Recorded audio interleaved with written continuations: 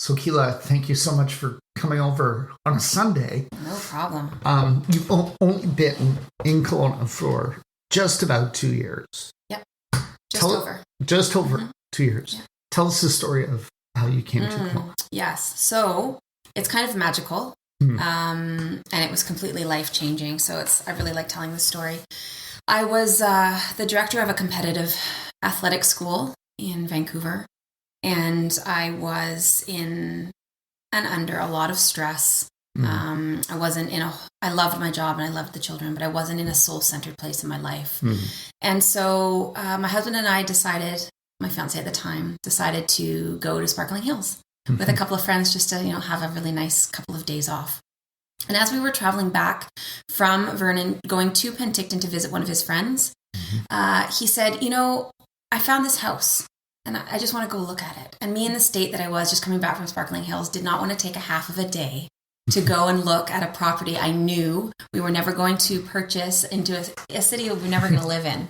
But he said, I know. I really want to look at it. And we've always looked at real estate whenever we travel, just out of curiosity's sake. But we've never once gone to actually look at a property. So I thought also that was very unique. Right. So you're like picking up brochures and just seeing what's going on. Like, we hadn't even done that. Oh, okay. It was just, he happened to have been leafing through probably online Kelowna properties because we love Kelowna. We loved Kelowna before we moved here. And so he was just looking and this house popped up.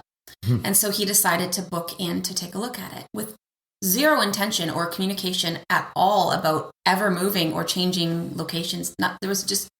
It came out of the blue. Right. Completely. So we're on our way to Penticton to visit his friend, and we decided to go and look at this house. And I walked into this house and I was absolutely blown away. It felt like home from the moment I walked in the house.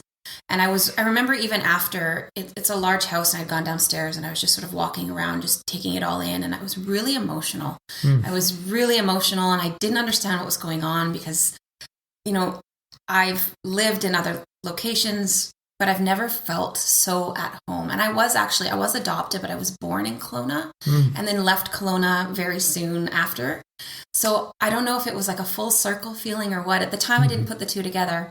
Anyways, we left from the viewing of this property, and I remember sitting in the car at the base of the driveway, pardon me. And my husband said, are you okay? And I said, yeah, I'm fine.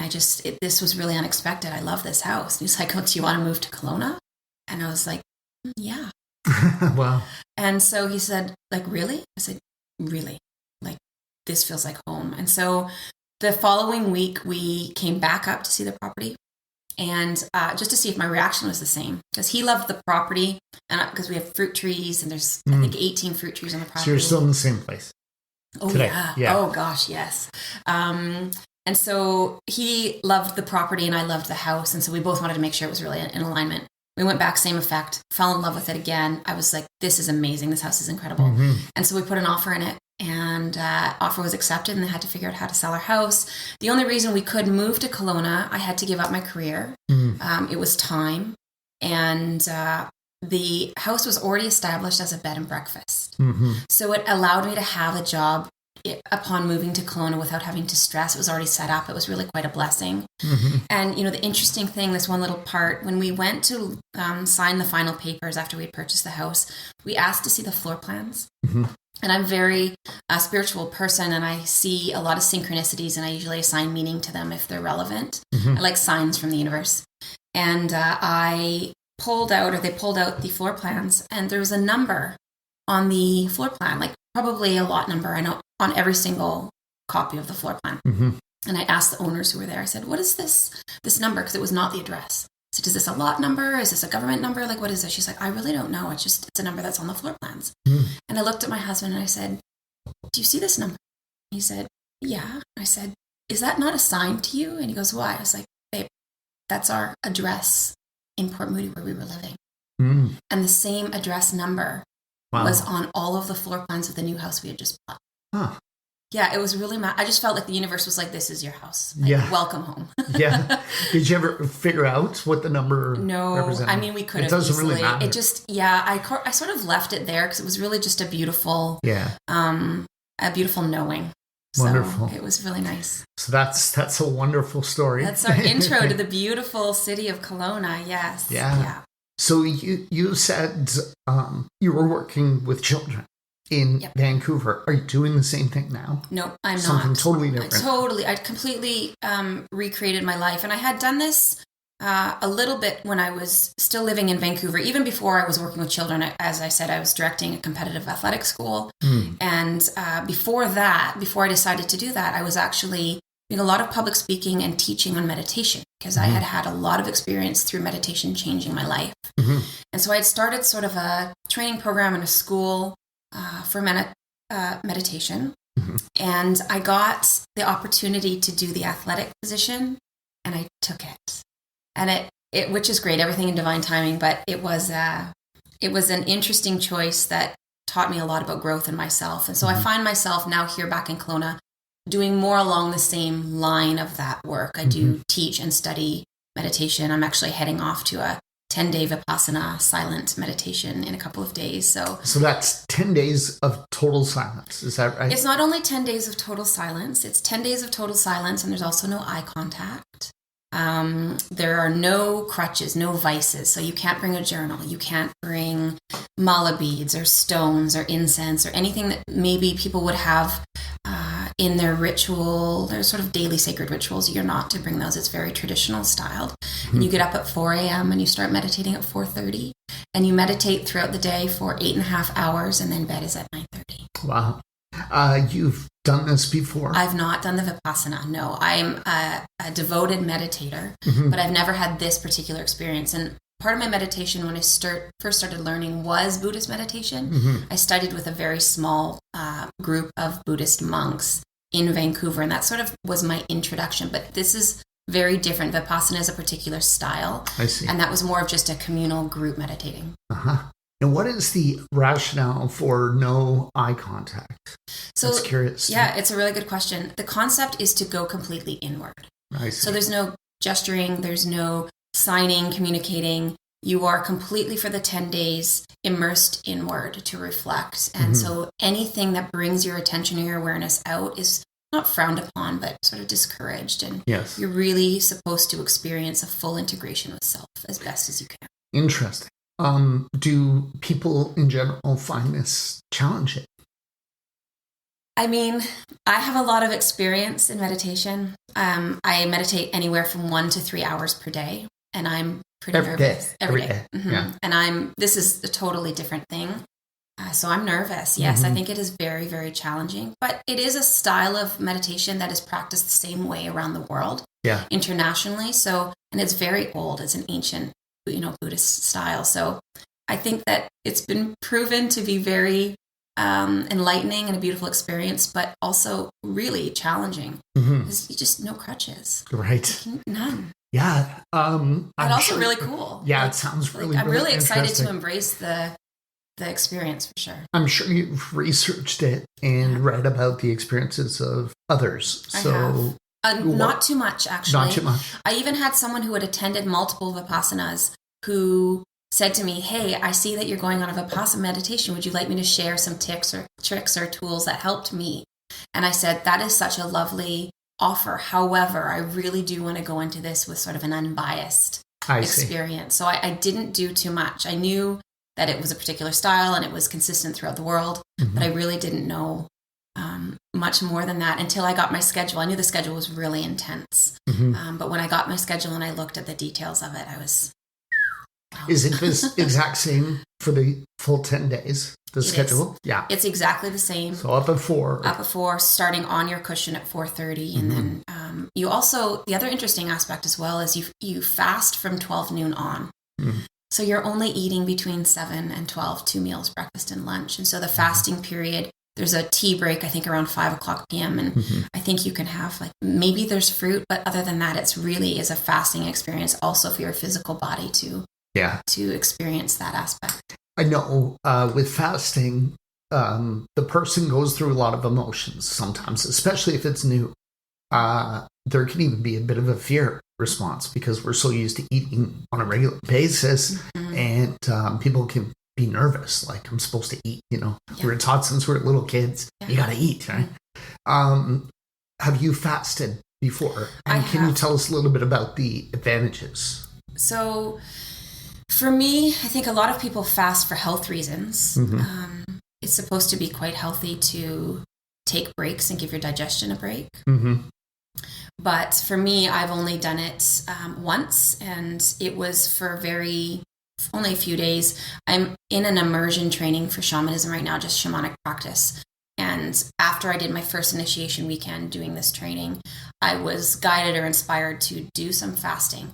And it's so interesting what you said about the fear piece, because I was only fasting for 3 days. It was just liquids and juice. But I was convinced that I was starving to death. Right. Like my brain, my ego was just like, this is different. This is scary. This is not right. This isn't what we normally do. I don't like this. I don't like change. The ego talk and the stories. And it's just stories. So it was a really beautiful way for me to experience the language that my ego speaks to me, and how that interferes with my daily life. And it was just a really gentle entryway into how egoic our minds are, right? Just through simple fasting. Yeah. So it was quite the experience. And I do assume the parallel of that will come up with the Vipassana. I'm expecting that I will have some emotional responses and probably some deep inner reflection, because of course you're on the mat all day long. Yeah. But also having that experience already, I think I'm prepared to just call it what it is, which is clearly, not our authentic self. It's just a story. Yeah. Is it accurate to describe you as an extroverted person? Yes and no. So I've heard the ambivert. Yeah, and I've also heard like extroverted introvert, which is really just not making a decision either way, is it? But I love people and I love being engaged in community.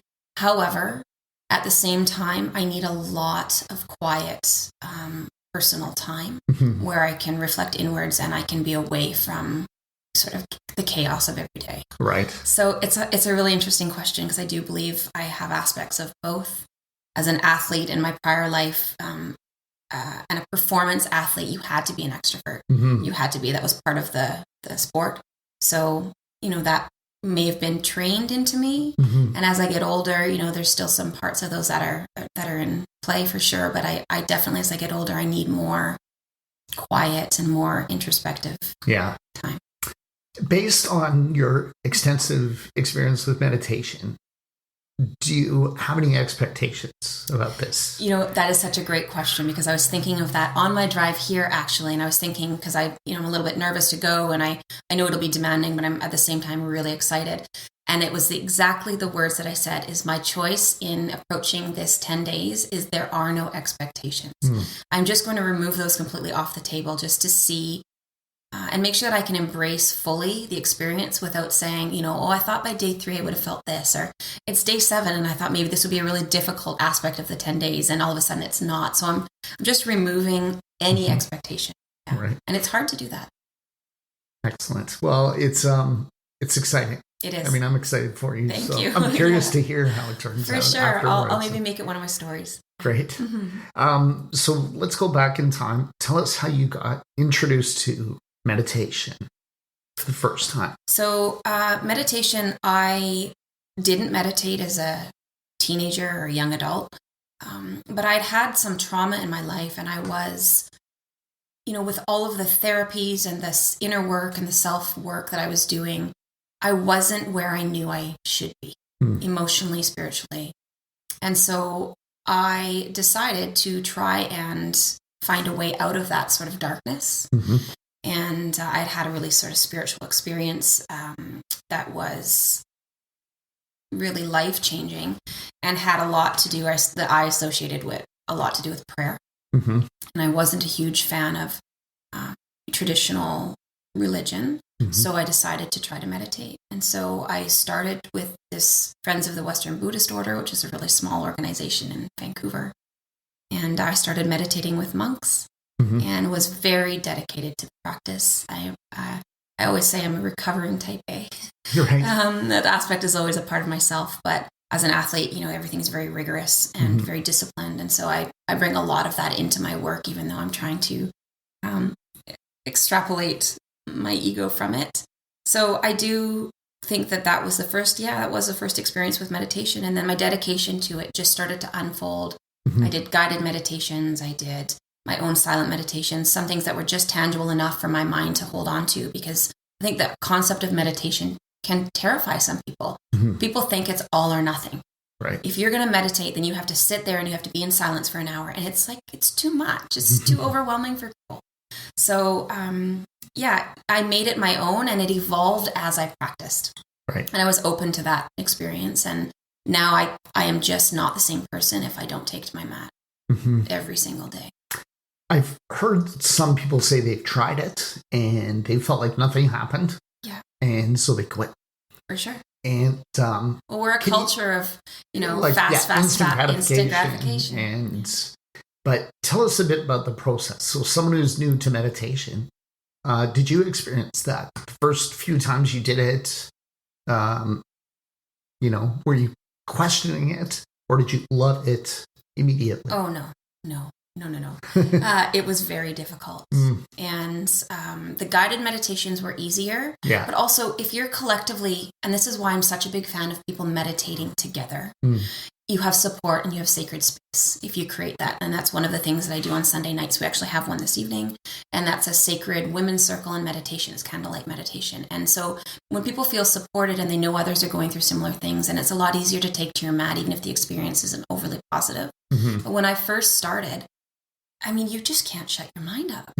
You can't, and that's okay. That's totally normal. But my suggestion to people who are starting is don't quit. Find out and know yourself well enough to know how you learn. What is the way that your brain will respond most if you need guidance, if you need music, if you need silence, if you need particular exercises, if it's transcendental meditation you need, I don't recommend that people who have never experienced meditation go and jump into Vipassana. And I also don't recommend they sit in a silent meditation to begin with. It's too different. Right.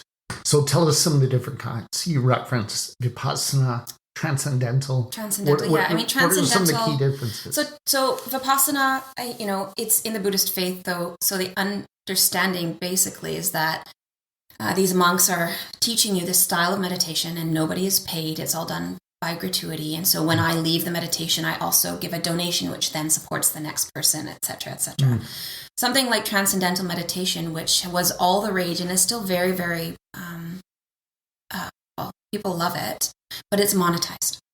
So it costs a fair bit of money to become involved. And then there's a particular word or mantra that you are given to use, and it's specific just to you.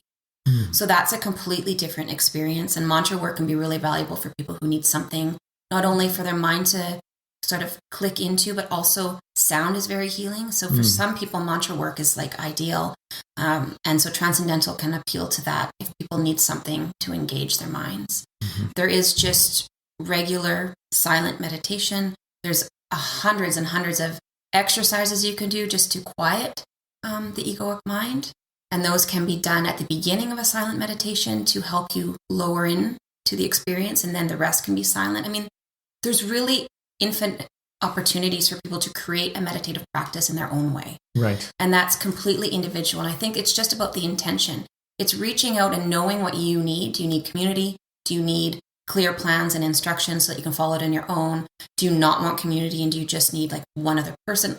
It really depends, like knowing what your needs are and then finding the resources to create that sacred commitment to yourself in your life, which is really what meditation is to me. Right. You mentioned that it's completely changed your life since you started doing it. How would you describe meditation to someone who's heard almost nothing about it? Like, what do all the different styles have in common? What is the purpose of it? Right. And, I can only say what meditation does and is for me. Right. It's not my place to say what it will do for you or for anyone else that might be listening.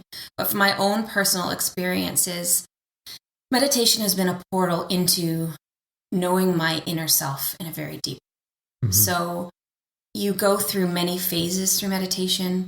It was also my intention that I laid out at the very beginning of learning to heal. And so meditation has been a tool for me in my own personal healing journey. So emotional healing, spiritual healing. Emotional, spiritual, physical. And that's part of the work that I also do as well. Is, my belief is that if we have emotions or trauma that are unprocessed, let's say an event happens, you have an emotional reaction to it, and you're not in a situation, maybe you're a child, where you can process that efficiently. And if it's unable to be processed, it started out sort of in the ether energetically as a thought and an emotion and reaction. It will eventually, if it's not processed, embed itself in the physical body and can make people sick. So meditation for me was a way for me to also assess some physical illness that I was having and some pain that I was having, and recognize that there was a deep connection to that. And that awareness came through months and months and months of meditating. It doesn't come right away.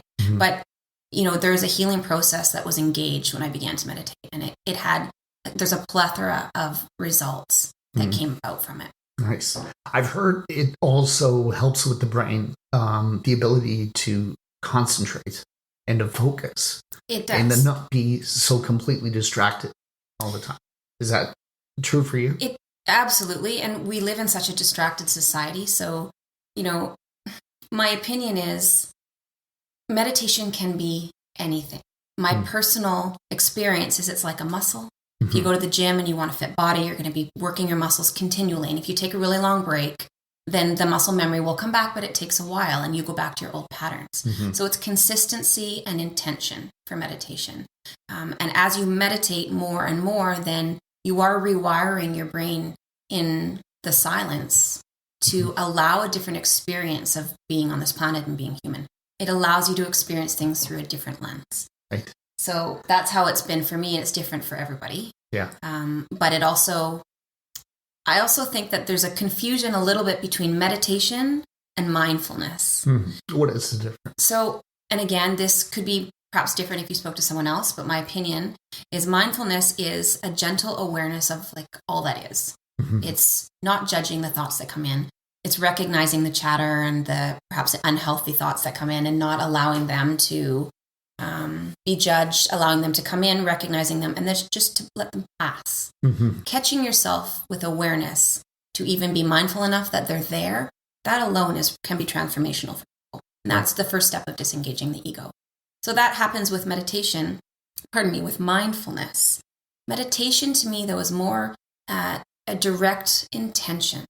So it's training the muscle of the brain to be quiet, to enter yourself into a state of stillness where you are able to be so aware from perhaps starting out in a mindfulness practice that you can shut off the chatter and you can see more deeply into a true reality of what actually is in your life, what's happening, what's evolving, why things are happening and your responses, why things are triggering. And that heightened awareness through meditation becomes more expansive the more that you do it. So just like the training of the muscle. So it's almost like stage 1 mindfulness is a way of living and meditation is an experience to create a far different life for yourself and a far different way of living. You mentioned the ego several times. So explain that to us. What does that mean? So again, I'm not a doctor or a scientist or anything, but for me, my experience, the ego is a really important part of ourselves. It was designed to keep us safe, but it's also designed to separate us from our true reality, from people are spiritual or religious, from connection to consciousness or God or source or whatever they may name it. So it's designed to separate you so that you can live a human experience. I see. But it really gets out of control. And it gets out of control often with the way that our society is set up.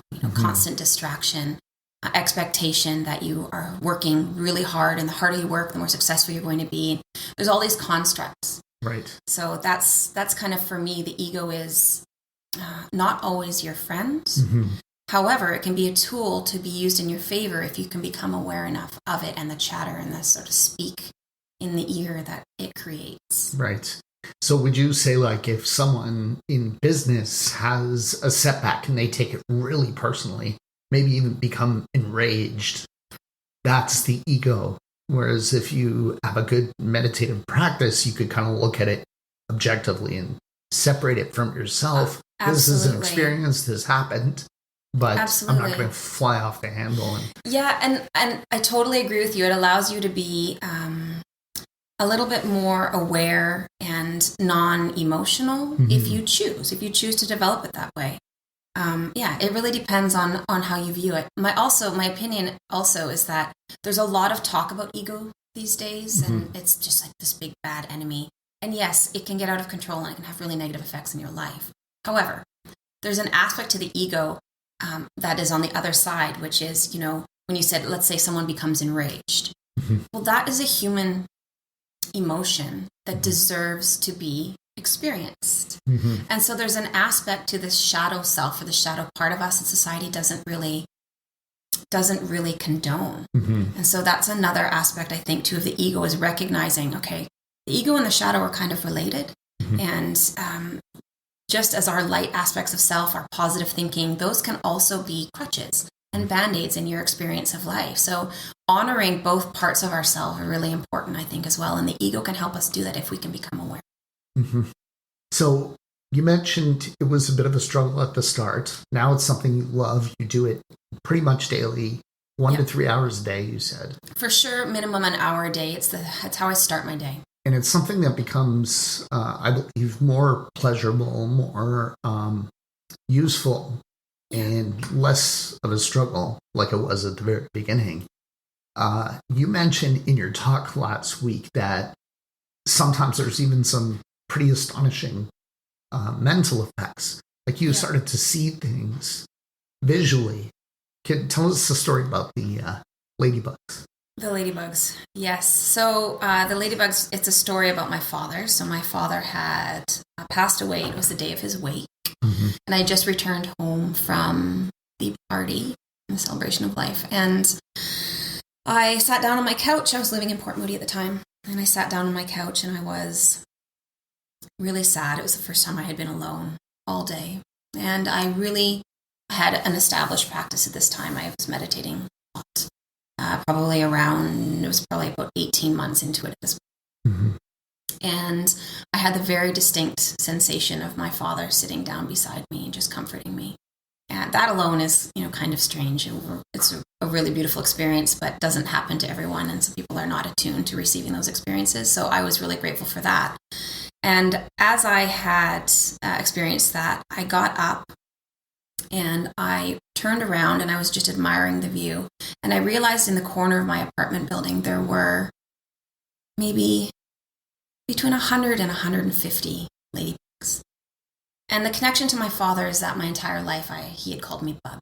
And so ladybugs were a sign in that moment, I believe, that he had shown me. How, I'm not sure.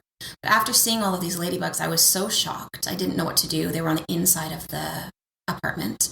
It was in September, so there were no windows open or doors open. I was really confused. I was really in shock. And because I decided to go have a shower. Had I been in my right mind, I would have taken a darn picture. But when something like that happens, especially in the state that I was at with my father's passing, I think I was just too stunned. So I went and I had a shower. And I came back and made a cup of tea, and I went back to take another look to try to get a handle on what this was. And they were gone. They were gone. There was no, I checked everywhere, under the couch, everywhere.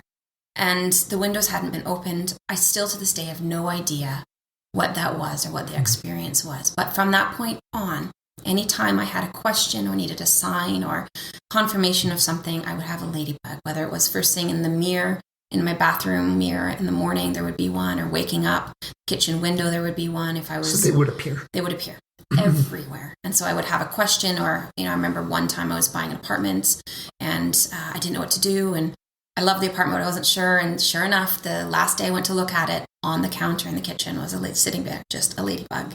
So they were constant affirmations for me, and I believe in a deep way connecting me to my father. Interesting. Are you convinced that they were actually physically present, or was it a vision? I have no idea. Like, did you try to touch them? I didn't. No, I didn't. It may very well have been a vision. I believe that there's so much we don't know about the human psyche and about our brains. We use only a fraction of them. So, no doubt could it have been, even a subconscious projection connecting me to my father that then became these signs that I experienced throughout my life. Absolutely, it could have been. Could they have been real? Maybe. Right. It's one of those mysteries of life, and one of the beautiful aspects of life, I think, that people don't take seriously enough. Mm-hmm. Whether it was or it wasn't, the result was the same and the effect was the same. So. Right. Is there a connection between your meditation practice and those kind of experiences, the ladybugs, not the ladybugs specifically, but as my meditation practice deepened and I was able to sit in complete silence for multiple hours, I started having a very different perception of my reality. Mm-hmm. So I believe that is a sort of a byproduct of a deepening practice for meditation. Mm-hmm. It doesn't happen to everybody, but a lot of people have awareness that they don't realize because we're so clouded over with busyness. Right. And so when you clear out the busyness and you practice consistently the meditation, it gives your experience space to receive different types of information. Mm-hmm. And when you receive different types of information in different ways, your reality can shift and your perceptions of what is real and truth for you shift. And also your day-to-day experiences can shift. And you also then determine different meanings for regular life experiences that often are more fulfilling and more nourishing for your spirit. Mm-hmm. You teach this. I do. In your experience, how long does a person need to maintain a regular practice before they start seeing some real benefit? It really depends on the level of commitment and dedication. Like anything, if you want to be good at something, typically you have to practice. Right. Right. So you're not going to, be a Michelin chef just by trying to be a cook for 2 weeks. Right. Michelin star chef, you right? got to be really devoted to it. You have to be really devoted to it. And you have to also, I think, really know yourself. So there are so many different types of meditation. It's also like exercise. Like you want to get fit, but, you hate running and you really, really don't like the bike. Right. But that becomes a real struggle. So people are like, oh, I hate exercise. But really, if you had just tried hiking on a sunny day or, went and tried cross-country skiing, like you might have found your thing. Exactly. And so it's about finding what your niche is and what really works for you. And everyone thinks, oh, I'm going to throw in the towel because I tried this one experience and it just wasn't for me. Mm-hmm. Well, give it a go. Yeah. And give it a go, whatever you're choosing to practice, until you see some kind of shift. And it might not necessarily be positive. Sometimes a shift can be negative as your awareness deepens before it turns into the positive experience for you. So you're kind of becoming aware of things within yourself or within your past? Is that what makes it negative for some people? You can. And the thing about stillness and the thing about this busyness in life that we tend to all get caught up in is the busyness distracts. Mm-hmm. So our bodies and our minds and our psyches are very, very wise. There's an aspect of this higher self concept that is always present in our day-to-day awareness. Mm-hmm. But we don't give ourselves the stillness to hear it and to listen, or the time to listen. And so what happens when you start clearing that out and you are actually deepening into your practice and the voices are stopping, I sound crazy, but the chatter of the ego are stopping, and you get to a place where you can actually just sit and experience a place of stillness and being, then all of a sudden your body will start talking to you. You've got often people will experience heightened physical discomfort. If they have a sore back, well, when you get into stillness, your attention is drawn to all of your aches and pains. But the thing is the aches and pains can be linked to something far deeper. They can have emotional connections. They can have spiritual connections. And the physical body is asking us to tend things emotional, often by showing us pain in the physical body. I mean, it's our vessel. It's what we're incarnated in here on this planet. So this is our experience, our human experience. This is of being in the physical body. So the only way the physical body can really speak to us in a deep connected way is through sensation. Yeah. And so sometimes the sensations can be a way of your body saying, hey, pay attention to this. I would like you to tend this. And that can be exacerbated through the silence and the stillness, which I think personally why people get so caught up in this state of busyness, because it's really easy to be busy. It's not easy to be still and clear and open and receptive. It's so true. I'm grateful for this conversation because it's encouraging me to try it again. I've made many starts and stops with meditation. For me, the biggest obstacle has been anxiety. So when I'm trying to sit still, I feel anxiety. When I was younger, I used to get in trouble a lot for being late or forgetting things, And so my brain starts going, oh my God, I got to write this down. I have to respond to that text. I got to go answer that email. And it's really hard for me to just sit there because I'm like, okay, yeah, it's not the end of the world if I do it in 20 minutes, but I'm afraid I'm going to forget now.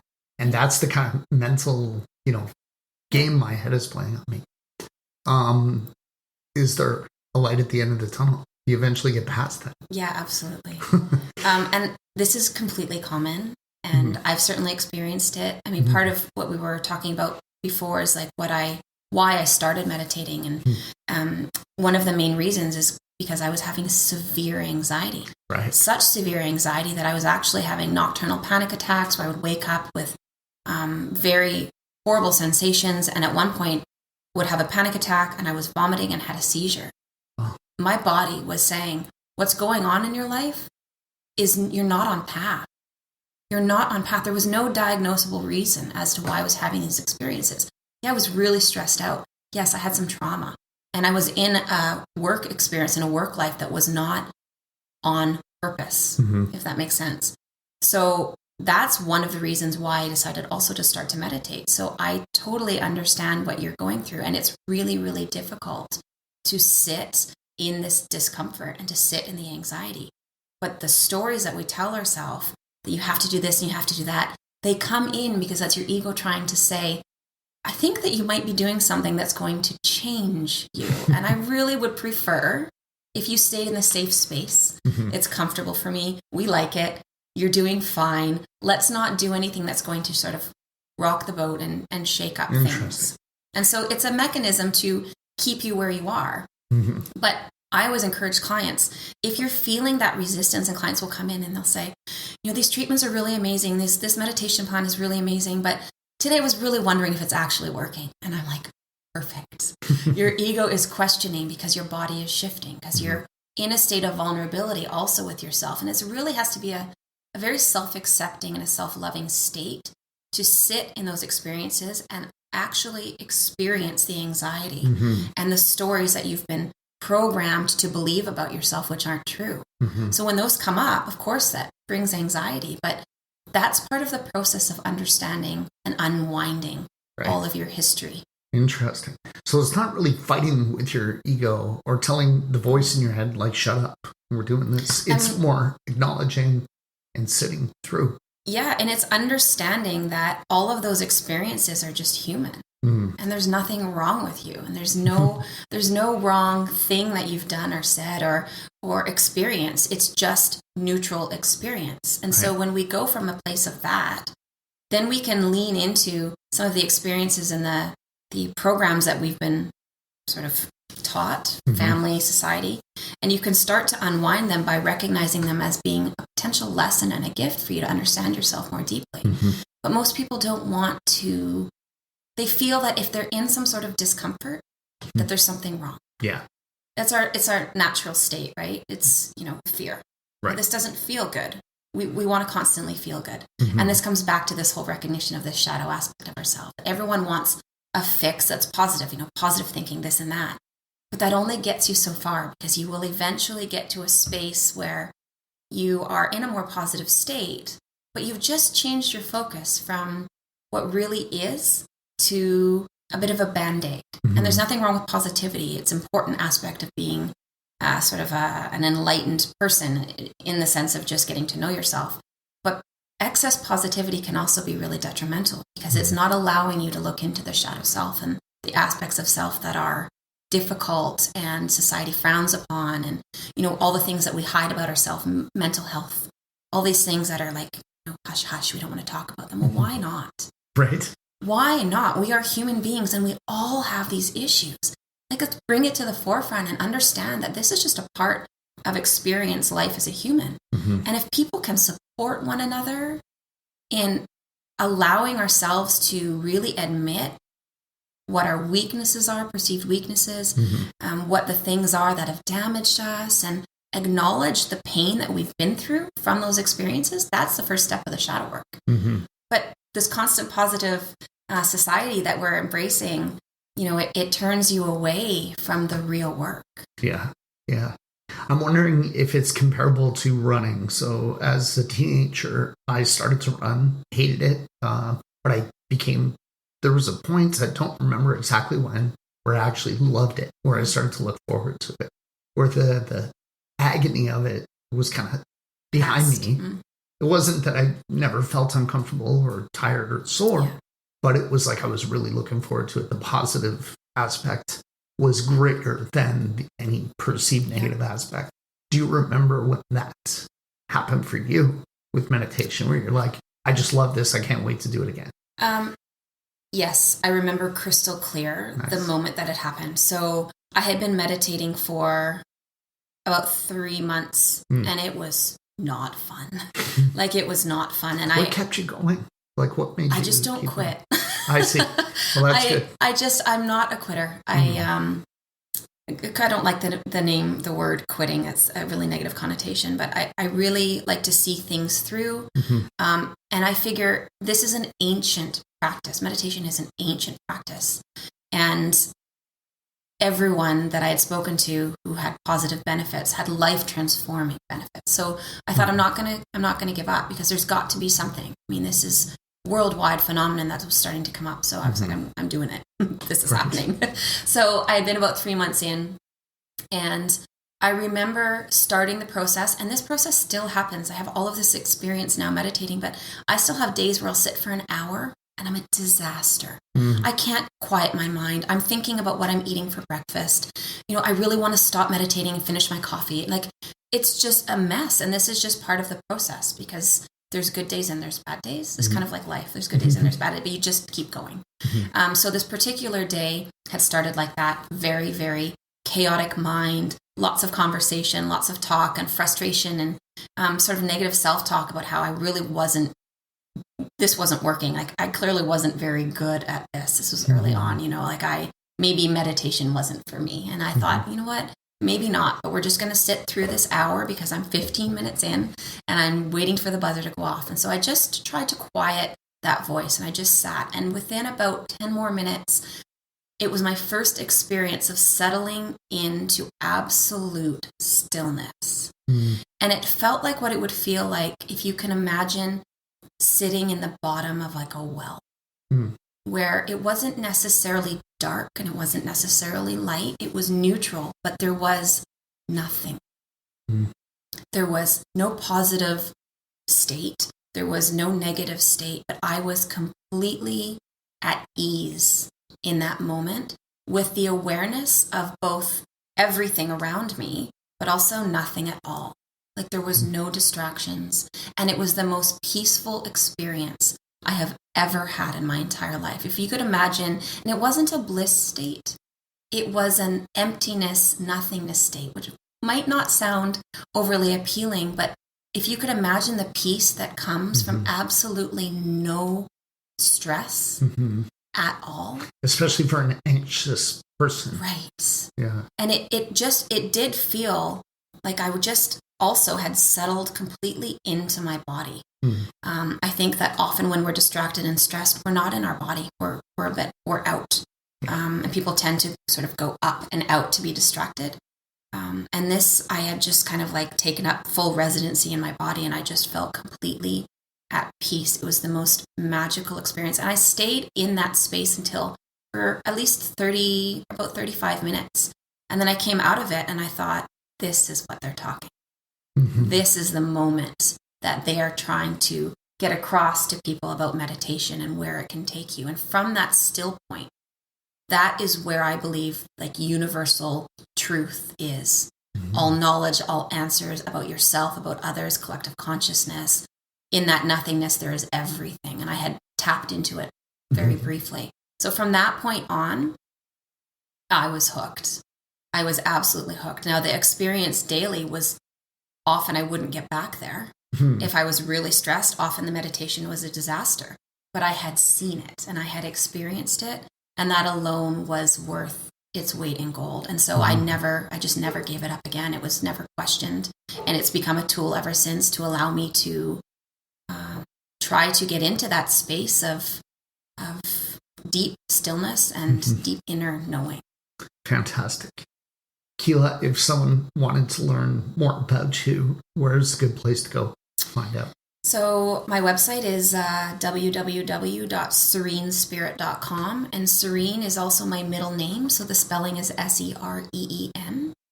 And I also have the BWB Wellness Show is coming up in April, and so I'm going to be having a talk on the I think it's the 12th.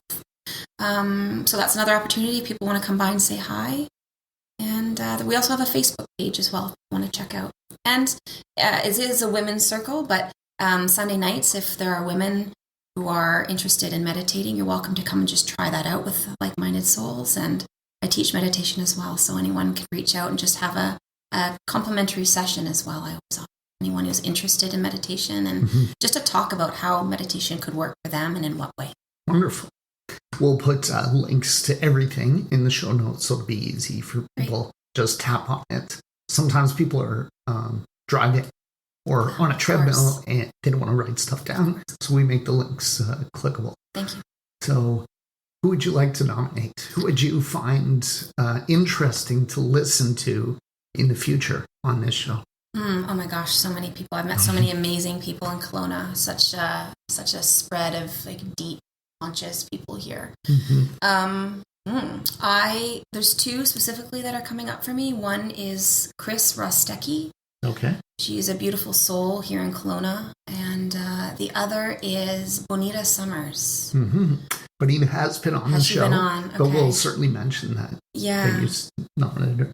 Tell us a little bit about Chris Rostecki. Chris is a very good friend of mine. I met her when I had first moved to Kelowna. And she is a beautiful, creative, artistic soul. She is in the makeup and hair industry and also works on a local television show. I'm trying to remember the name of it. I can't. Forgive me. It's new, so I've only heard it once or twice. But it's a local talk show here in Kelowna. And she's also my hairdresser, so I just love her to bits. But she has a really beautiful way of connecting with people through her work and deepening in just your experience in connection with other like-minded souls. Like she's really special. So. Wonderful. Thank you so much for your time today, Keyla. Thank you. It's been a great conversation. And I'm always asking questions for my own selfish benefit too, because I want to learn. Absolutely. And I've definitely learned a few things today. Great. I'm glad. And all the best on your own path. What you're doing with this podcast is incredible and supportive, and I'm a huge fan. So great. Excellent work. I'm honored to be here. Thank you. Luke Mankus is a realtor. He loves what he does. We asked Luke if he had any regrets about moving here in 2011. And he always says, yeah, one regret. And that is he didn't move here sooner. When Luke came here, he didn't know anyone. He didn't know the neighborhoods or anything or anyone besides his daughter, who was 6 years old at the time. So he knows what it's like. Now, he's an expert and has helped well over 100 single people, couples, families, and investors with their real estate needs in the Okanagan. If you're new to our beautiful city, Luke can help you get connected with great lawyers, dentists, carpenters, landscapers, swimming pool installers, you name it. And whether you're new to Kelowna or not, Luke knows real estate. He can help you find a great property, negotiate a good deal, and hold your hand all the way through the process until the day you get your shiny new set of keys. Luke is known as a no-pressure kind of guy. He's had clients where it took even a year or more to get them into a property. He just doesn't believe in rushing things. On the other hand, when you decide it's time to act, he's diligent and he'll work day and night until the job is done. Give Luke Mankus a call or a text message at any time. 778-215-4273. Again, that's 778-215-4273. 778-215-4273 to chat with Luke about real estate.